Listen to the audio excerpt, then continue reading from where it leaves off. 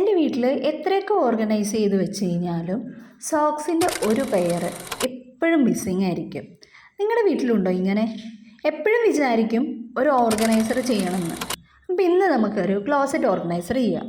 Socks മാത്രമല്ല, ബ്രഷസോ കർച്ചീഫോ അങ്ങനെ ചെറിയ ചെറിയ സ്റ്റെപ്സൊക്കെ നമുക്ക് വെക്കാൻ പറ്റും. ഹാങ്ങറും ക്ലോത്തും മാത്രമാണ് ഇതിന് ആവശ്യമായിട്ടുള്ളത്.